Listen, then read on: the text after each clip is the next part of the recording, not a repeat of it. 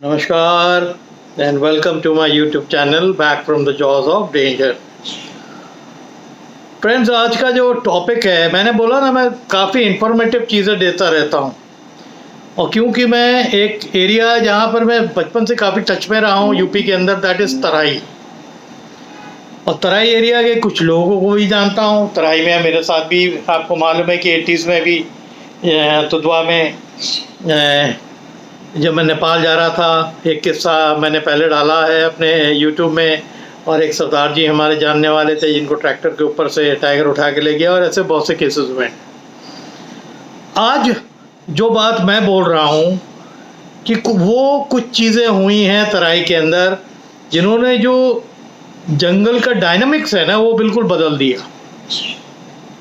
एक मेरा वीडियो बना था कि बहुत से टाइगर्स जो हैं फॉरेस्ट एरिया से मूव आउट करके, चाहे वो उत्तराखंड के हों, चाहे वो यूपी के तराई के एरिया के हैं, लखीमपुर के साइड में, शाहजहांपुर के साइड में, पीलीभीत के साइड में, कतरनिया घाट के साइड में, बहराइच के साइड में, इवन नेपाल के बॉर्डर की हम बात कर रहे हैं।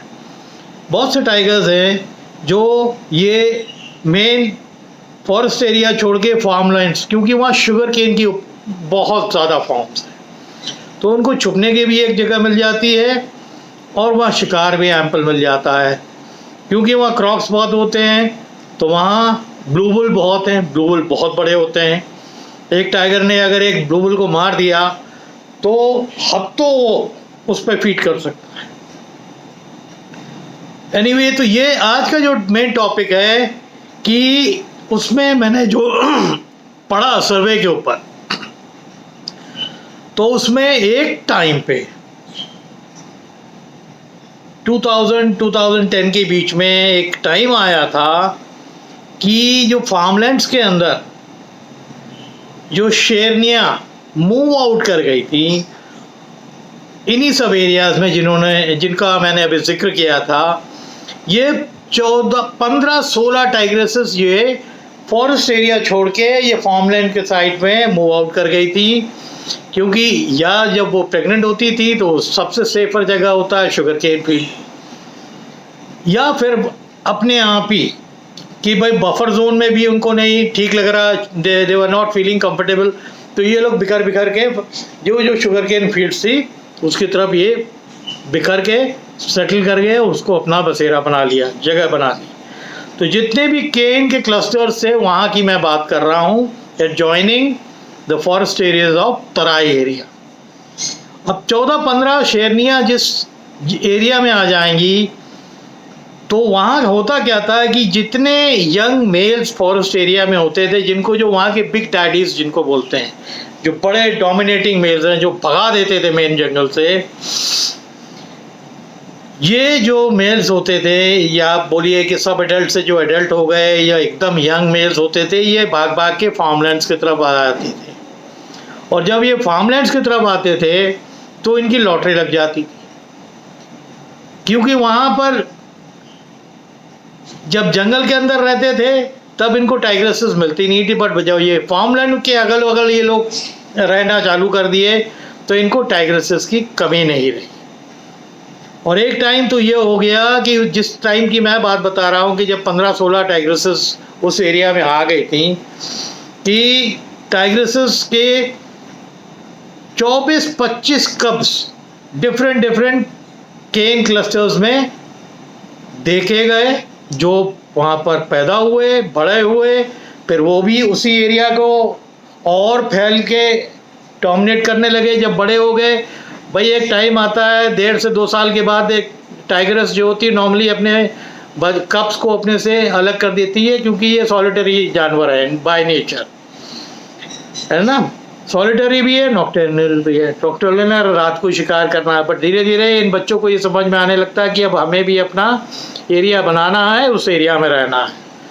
तो ऐसे बच्चों को भी क्या होता है कि उसमें कुछ जो पैदा होती हैं, उधर की शेरनियाँ हैं वो इधर आ गई, इधर की शेरनियाँ उधर चली गई।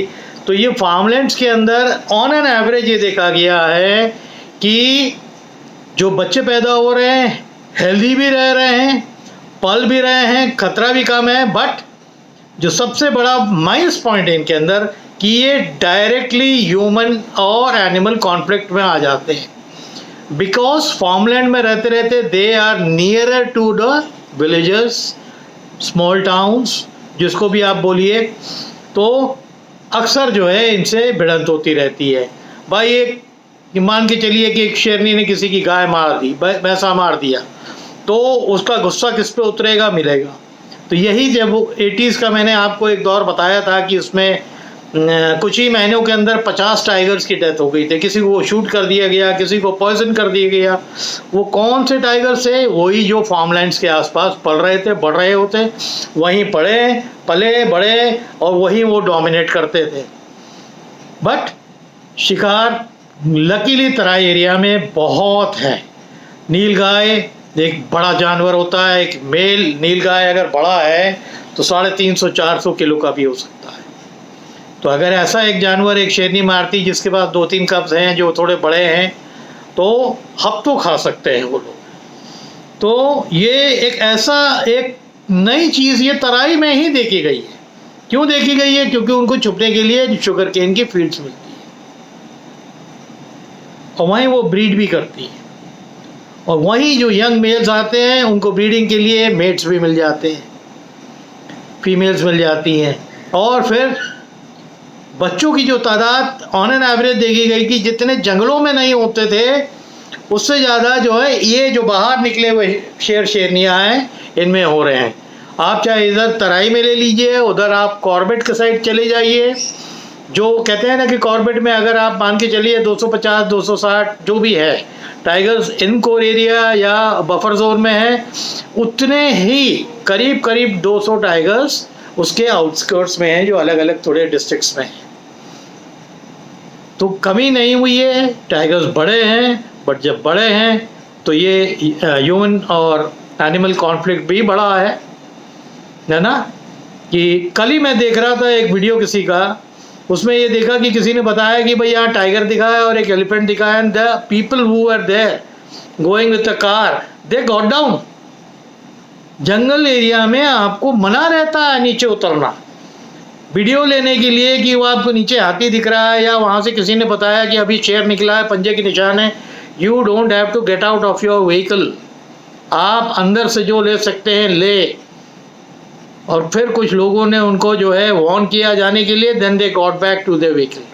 तो ये कॉमन सेंस भी होना चाहिए कि you are in the forest area और वो कॉरिडोर है टाइगर्स का और एलिफेंट का, तभी वो दिख रहे हैं।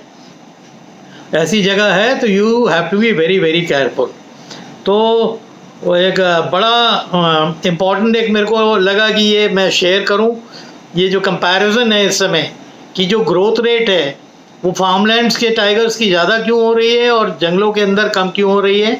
हो सकता है कुछ जंगलों में हो रही हो ज़्यादा, बट मैं तराई की बात कर रहा हूँ। तराई के अंदर बहुत बड़ा एरिया है, कई डिस्ट्रिक्ट्स हैं यूपी के, फिर उधर आप जाइए उत्तराखंड के बहुत से डिस्ट्रिक्ट हैं, वो सब तराई में आते हैं। एक पंतनगर की आपको मैं जल्दी स्टोरी शेयर करूंगा, because my sister used to study there. मैं 2 बार वहाँ गया था उनको लाने के लिए और 1 बार खेलने के लिए। तो ये जो स्टोरी है मैं खेलने के टाइम की बताऊंगा। हमें जहाँ जिस हॉस्टल में रखा गया था उस विसिनिटी पे पंजों के निशान थे and we saw a tiger near the cane field. वो स्टोरी मैं बाद में शेयर करूँगा। और बड़ा ख़तरनाक मंजर था वो कि अगर हम लोग थोड़ा सा सतर्क हैं, अगर आंखों से उस टाइगर को देखा ना होता तो हो सकता है कोई ना कोई लड़का जो खेलने गया था उस एरिया के बारे में जानता नहीं था और हॉस्टलर्स ने हमको इन्फॉर्म ना किया होता और हम गलत टाइम पे उस एरिया से निकलते तो कुछ भी हो सकता था। ओके, तो अब इस वीडियो को मैं यहीं एंड करता हूँ। उम्मीद करता हूँ कि ये आप पसंद करेंगे। ऐसे बहुत से वीडियो जाऊँगा, अब थोड़े शॉर्ट वाले भी डालूंगा। जो 1 मिनट वाले हैं ना वो मेरे को डालना आता नहीं ठीक से, I am just learning that art. The moment डाले तो शॉर्ट में तो बहुत मिल जाएंगे। तो देन बाय फॉर नाउ, और फिर एक अच्छा वीडियो फिर लेके आप लोग के लिए आऊँगा। हमारा अगर चैनल आप लोग पसंद करते हैं तो उसको सब्सक्राइब करिए, शेयर करिए, है ना। मैं बार बार वो डाल के नहीं देता हूँ कि शेयर करिए, आपको खुद देखना है और करना है। बिकॉज मैं अब जंगलों के बहुत नज़दीक आ गया हूँ। कई वीडियोस ऐसे डाले हैं मैंने और मैं बहुत स्टोरीज़ मेरे को अब याद आती जा रही जो मैं आपके साथ शेयर करूँगा। ओके, थैंक यू, नमस्कार।